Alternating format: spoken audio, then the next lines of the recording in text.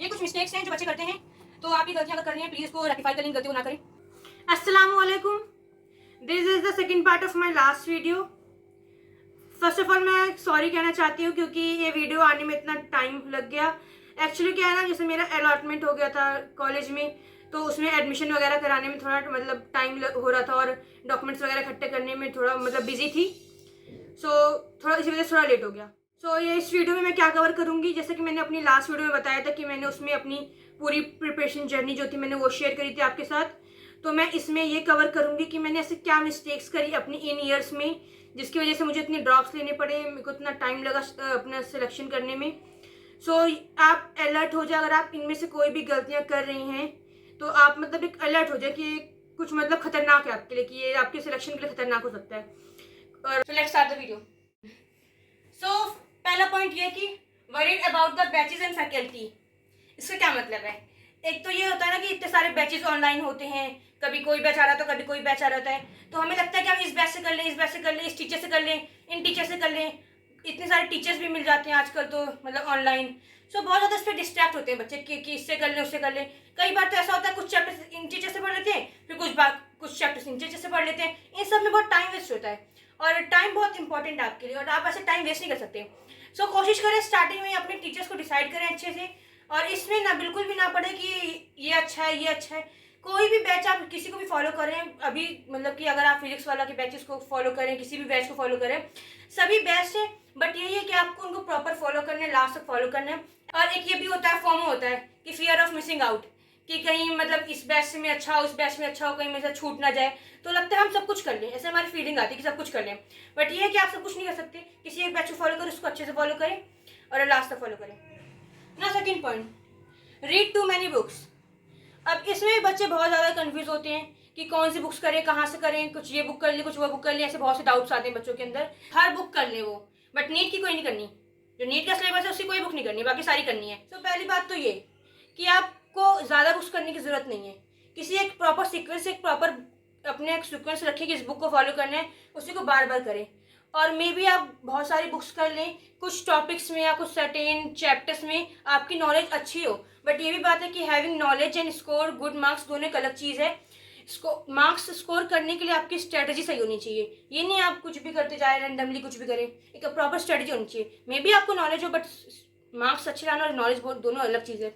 आपको पेपर में मार्क्स लाने, आपको नॉलेज नहीं चेक हो रही है नीट में ना। Third point, ignoring NCERT.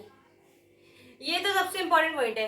आप इसको बिल्कुल भी अफोर्ड नहीं कर सकते अपनी प्रिपरेशन जर्नी में कि आप एनसीईआरटी को इग्नोर करें, क्योंकि आपको पता है कि आजकल जो भी पेपर का ट्रेंड है उसमें बिल्कुल एनसीईआरटी की लाइनों से क्वेश्चन आ रहे हैं।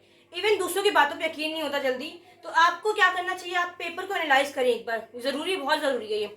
आपने अभी 2023 का पेपर दिया होगा या फिर आपने नहीं दिया, तो पेपर को नेट से डाउनलोड करके आप ज़रूर देखें उसमें कि पेपर आया कैसे है। अगर आप खुद देखेंगे कि पेपर पूरा एनसीईआरटी से आया, तो आपको एक कॉन्फिडेंस मिलेगा कि हाँ पेपर सही में एनसीईआरटी से आ रहा है, क्योंकि दूसरों की बातें थोड़ा कम यकीन होता है ना, जब तक खुद ना फील कर लो चीज़ों को। आप इसको एनालाइज करें, इसको बिल्कुल भी इग्नोर ना करें एनसीईआरटी को।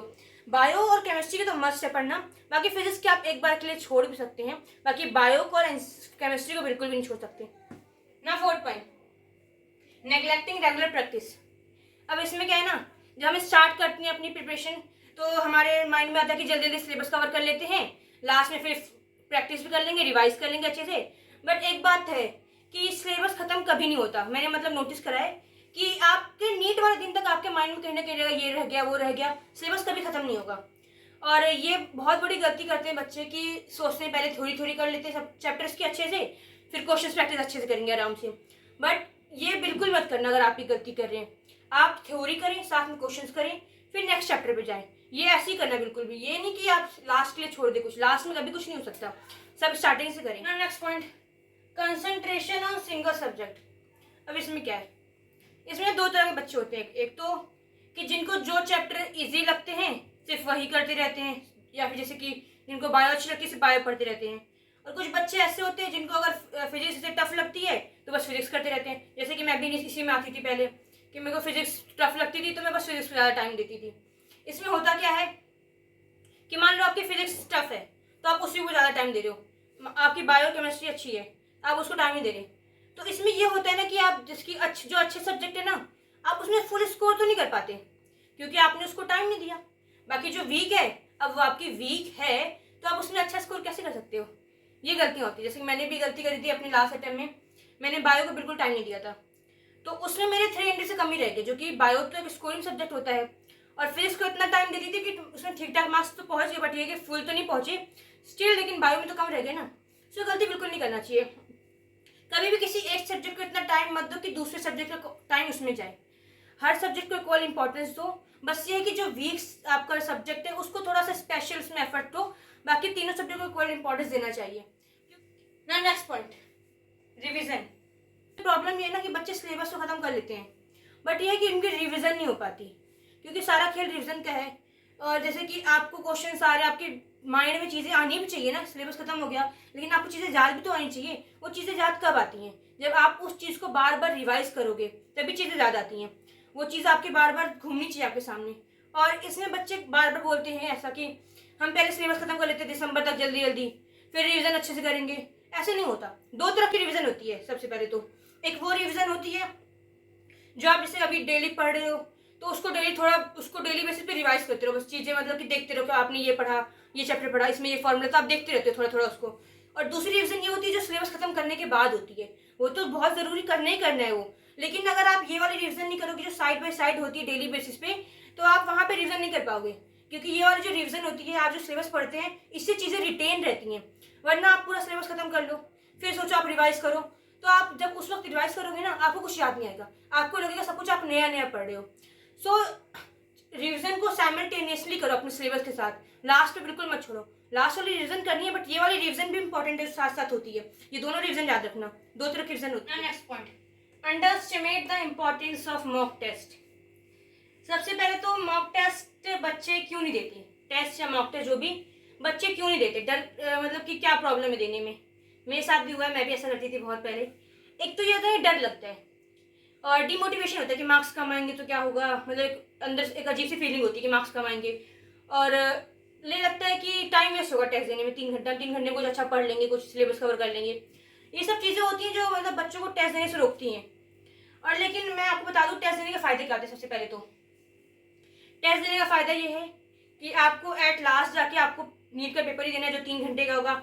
वो आप डायरेक्ट फाइनल पेपर जाके नहीं दे सकते बिल्कुल भी, आपको उसके लिए प्रैक्टिस करना बहुत ज़रूरी है। और प्रैक्टिस कहाँ से होगी? टेस्ट देने से।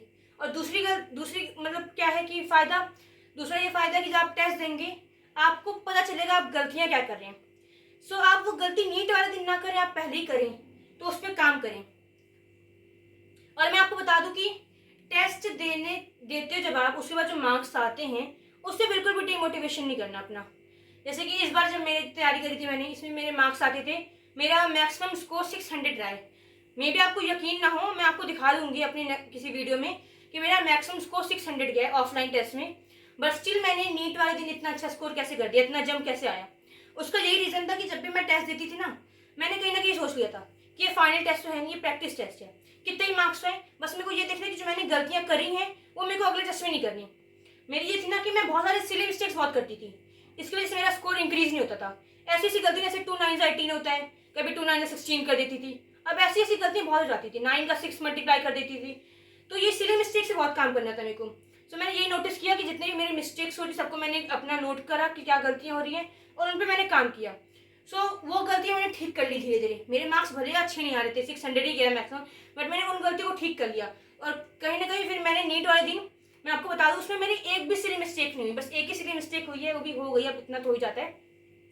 बाकी एक भी सिली मिस्टेक नहीं हुई मेरी वहाँ पे जाके। सो इस वजह से मतलब इतना जंप आया मेरा 600 से 671। सो टेस्ट देने से बिल्कुल भी ना डरें, उसको एनालाइज करें, उस मिस्टेक्स को नोट करें अच्छे से, ये बहुत इंपॉर्टेंट है। और next point, lack of consistency. अब इसमें तो यही है ना कि ऐसे बच्चे होते हैं जो अच्छे से पूरी तैयारी कर रहे होते हैं, सब कुछ पढ़ रहे होते हैं, बट बीच बीच में थोड़ा सा मतलब मिस कर जाते हैं पढ़ाई को, कंसिस्टेंसी नहीं मेंटेन कर पाते। इन बच्चों को सबसे ज़्यादा मतलब कि वैसे ये बच्चे ऐसे होते हैं ना इंजॉय अच्छे से कर पाते हैं, ना अच्छे से पढ़ाई करते हैं, ये बीच में फंसे रह जाते हैं। सो इससे अच्छा या फिर करो ही नहीं, या फिर करो तो अच्छे से कर लो। इन दोनों में एक ही चूज़ करो। ये बीच वाला मामला सबसे खराब होता है कि आप पढ़ाई भी करो और वो भी कर लो, तो दोनों नहीं हो सकता साथ में। मतलब मेरा तो यही मानना है कि दोनों साथ नहीं हो सकता, मैंने तो यही देखा है। बाकी जो कर सकते हो उनका पता नहीं, एक्स्ट्रा ऑर्डिनरी बच्चे। बाकी जो ज़्यादातर है तो यही केस होता है कि बीच वाला कुछ नहीं होता, या फिर आप पढ़ाई मत करो या फिर कर लो, अच्छे से कर लो। सो कंसिस्टेंसी बिल्कुल मेंटेन रखनी चाहिए अच्छे से। आप जैसे कि कुछ बच्चे होते हैं ना कि दिसंबर तक बहुत अच्छे से तैयारी कर ली, एकदम अच्छे से लगे हैं, फिर लास्ट का टाइम आता है फिर थोड़ा सा मतलब कि लापरवाही कर जाते हैं, तो इस वाले में बिल्कुल भी ना है। Next point, lack of consistency. अब इसमें क्या है, बच्चे ना मतलब ऐसा होता है कि जब स्टार्ट करते हैं अपनी जर्नी ना प्रिपरेशन की, तो इसमें 10 घंटा 12 घंटा पहले स्टार्टिंग बहुत जोश जोश में पढ़ाई कर रहे होते हैं। सबके साथ ही होता है ऐसा, स्टार्टिंग बहुत जोश होता है पहले कि एकदम अच्छे से पढ़ाई चल रही होती है, उसके बाद मतलब धीरे धीरे ना इंटरेस्ट लूज हो जाता है। तो आप पढ़ाई ऐसे करें कि भले स्टार्टिंग थोड़ा 6 घंटा 7 घंटा रखें, बट आपको उसको कंटिन्यू रखना है डेली, मतलब इसको आपको बिल्कुल भी अपना इंटरेस्ट लूज ना हो, ऐसा पढ़ाई करें, थोड़ा मतलब इंटरेस्ट लेके पढ़ाई करें। क्योंकि अगर आपने बिल्कुल भी गैप करा अपने पढ़ाई का, इवन आपका 1 दिन 2 दिन भी गैप करा हुआ आपको भारी पड़ सकता है। क्योंकि ऐसा है ना, अगर आप थोड़ी दिन भी पढ़ाई से दूर रहते हैं ना, फिर पढ़ाई में मन नहीं लगता बिल्कुल भी। तो इसीलिए आप कोशिश करें कि आपका एक भी दिन ऐसे वेस्ट ना हो। कभी आप 6 घंटा, कभी 5 घंटा, थोड़ा ऊपर नीचे हो सकता है, बाकी पूरी कंसिस्टेंसी मेंटेन करके रखें। जो इंपॉर्टेंट है बहुत, जैसे कि lack of proper planning, complete syllabus का होना चाहिए, और नोट्स एंड शॉर्ट नोट्स, और ये जैसा कि मैं बता दूं कि आप क्या प्रॉपर प्लानिंग, एक तो ना अपने एक माइंड में एक प्लान रखें अपने बैक ऑफ माइंड में कि आपको किस मंथ में कितने चैप्टर्स खत्म करने हैं, और इतने टाइम तक आपका सिलेबस खत्म हो जाना चाहिए। और जैसे कि मेरे हिसाब से जो है आपके 2 मंथ या 3 मंथ, मैक्सिमम 2 और मिनिमम 2 मंथ पहले आपका सिलेबस खत्म हो जाना चाहिए पूरा कंप्लीटली, क्योंकि आपको रिविजन का भी टाइम होना चाहिए आपके पास, और टेस्ट भी देने का टाइम होना चाहिए। और एक प्रॉपर प्लानिंग रखें अपने माइंड में कि आपका ये चैप्टर इतने टाइम तक हो जाना चाहिए। आप ऐसे रैंडमली तैयारी करेंगे ना, फिर वो बिल्कुल डिस्ट्रैक्टेड होती है तैयारी। एक प्लानिंग के साथ करना बहुत ज़रूरी है। एक पूरा प्लान बनाएं कि आपको ये खत्म करना है, कब कितने टाइम में खत्म करना है। सो एक आपको उससे डायरेक्शन मिलती है पढ़ाई करने की। और ये मटेरियल को कंसाइज करें, अपनी साइज रखें। एक जैसे कि बायो के लिए आप एनसीईआरटी रख दें अलग, उसी में चीज़ें नोट कर लें, ताकि ऐसा हो कि लास्ट टाइम पे आपको एनसीईआरटी बस पढ़नी पड़े बायो के लिए।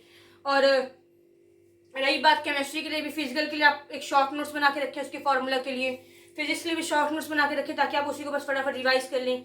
ऐसे ही मतलब सबके लिए मतलब मटेरियल को कंसाइज कर लें अपने लिए। और बच्चे बोलते हैं अपने नोट्स और शॉर्ट नोट्स शेयर करें। सबसे पहले मैं आपको बता दूं कि नोट्स और शॉर्ट नोट्स ये अपने ही काम आते हैं, दूसरे कोई फ़ायदा नहीं है। और रही बात नोट्स और शेयर करने के बाद, आपको टॉपर्स के अच्छे अच्छे टॉपर्स के नोट्स मिल जाएंगे, शॉर्ट नोट्स पूरे टेलीग्राम पे सब कुछ मिल जाएगा। तो लेकिन क्या है कि आप उससे कुछ फ़ायदा नहीं मिलेगा आपको फ़ायदा तभी मिलेगा जब आपके खुद के नोट्स होंगे। सो आप बिल्कुल भी ये मत बोले कि अपने नोट्स और शॉर्ट नोट्स शेयर करें। बाकी मैं उसके बारे में बता दूँ आपको, नो गाइडेंस का भी बहुत बड़ा रोल होता है कि आपको बताए कोई कि आपको क्या करना है, कब क्या नहीं करना। सो बहुत से बच्चे कह रहे थे मेरे को आप गाइड कर दें, आप मेंटोर कर दें। तो उसके लिए मैंने एक पोल डाला है कम्युनिटी सेक्शन में, जाके आप उसमें अपना मतलब वोट कर सकते हैं जो भी आपको है। सो उस हिसाब से मैं देखूंगी क्या करना है। बाकी लैक ऑफ कॉन्फिडेंस भी बहुत बड़ा खेल है। अगर आपके अंदर कॉन्फिडेंस नहीं है तो आप आधी जंग वहीं पे हार चुके हैं।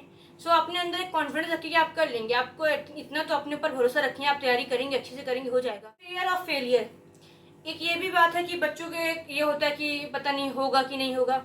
देखो ना, टॉपर को पता सिलेक्शन होगा या नहीं होगा, कि वो टॉप करेगा नहीं करेगा, किसी को कुछ नहीं पता होता। अभी आप प्रेजेंट में कर क्या सकते हैं, बस आप प्रेजेंट में यही कर सकते हैं कि आप अपना 100% एफर्ट्स दें। और नाउ नेक्स्ट क्या है, कंटेम्पलेटिंग द पास्ट।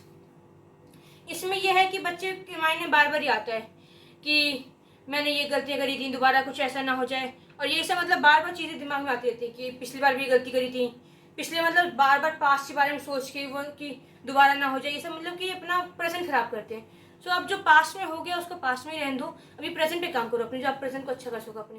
और गिव अप मेंटेलिटी बिल्कुल भी ना रखें अपनी। Distraction, social media.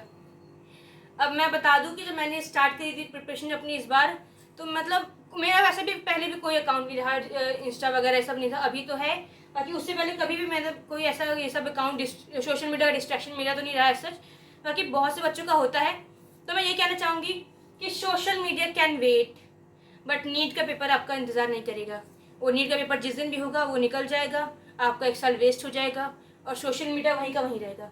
आप इसको आप बाद में भी कर सकते हैं, तो उसको आप रोक दें, अभी अपने पढ़ाई पर ध्यान दें। Now next, following blindly strategies of anyone, can we say topper, किसी की भी स्ट्रेटजी आप ब्लाइंडली फॉलो करें। बिल्कुल भी नहीं करनी चाहिए आपको ब्लाइंडली फॉलो, क्योंकि उनका सिलेक्शन हो गया तो अपनी उन्होंने वो स्ट्रेटजी बताई। मेरा किसी और स्ट्रेटजी से सिलेक्शन हो तो मैं वो बताऊंगी। हर किसी की अपनी अलग स्ट्रेटजी होती है। जब आपका सिलेक्शन होगा तो आपकी अलग स्ट्रेटजी होगी। तो यही बात है ना, आप बस दूसरों के स्ट्रेटजी से आप कुछ पॉइंट्स ले सकते हैं कि जो आपको हेल्प करे, बट आप पूरी की पूरी स्ट्रेटजी उनकी फॉलो नहीं कर सकते। हर किसी का अपना प्रॉपर तरीका होता है, किसी का कुछ वीक होता है, किसी का कुछ वीक होता है। तो आप अपनी स्ट्रेटजी खुद बनाएं, दूसरे की स्ट्रेटजी को ब्लाइंडली फॉलो मत करें, ना मेरी ना किसी और की। मेरा तो ये कहना है। ये मैं बता दूं, कई बार इस पूरे जर्नी में ऐसा फेज आता है कि आपको बहुत लो फील हो रहा है, मतलब ऐसा मतलब बहुत जो ड्रॉपर्स साथ तो कुछ ज़्यादा ही होता है ये। इवन मतलब ऐसे थॉट्स आ रहे होते हैं, क्या मतलब क्या ही बताऊँ मैं। और ऐसा कभी लगता है कि क्या मतलब किस रेस में आ गए, मतलब गलत जगह आ गए, नहीं होगा हमसे, मतलब बहुत सारे थॉट्स आ रहे होते हैं उस वक्त, बहुत लो फील हो जाता है। उसका एक ही सॉल्यूशन है ये, और मतलब एक तो अपनी फैमिली से बात करें, जिससे भी आप कंफर्टेबल फील करते हो उनसे बात करें। बाकी सबसे बेस्ट सॉल्यूशन यही है कि आप नमाज पर अपने वर्क करें। और ये देखें, if you don't want your success to be delayed then don't delay your नमाज। बहुत अच्छा, मेरे को ये कोट बहुत अच्छा लगा था तो मैंने आपके लिए लिख दिया है। डेफिनेटली ये बहुत इंपॉर्टेंट है। तो नमाज को अपनी प्रायोरिटी रखें, तो आप इन गलती को जितनी जल्दी हो सके ठीक कर लें, वरना इस वीडियो का बनाने का कोई भी पॉइंट नहीं है अगर आप इन गलती को ठीक ही नहीं कर रहे। वैसे भी सारी ऐसी वीडियोस बहुत सारी मिल जाएंगी आपको यूट्यूब पे, तो मैंने भी एक बना दी बाकी। लेकिन अगर आप ठीक नहीं करेंगे उन गलतियों को तो कोई भी फ़ायदा नहीं है आपकी वीडियो देखने का। सो उस गलतियों पर काम करें, अपनी गलतियों पर, तभी कोई फ़ायदा। तो इस वीडियो में बस इतना ही। आई होप आपको इस वीडियो से कुछ हेल्प मिली हो, और आगे और वीडियोज़ अब जल्दी जल्दी आएंगी। और तब तक के लिए अल्लाह हाफिज़।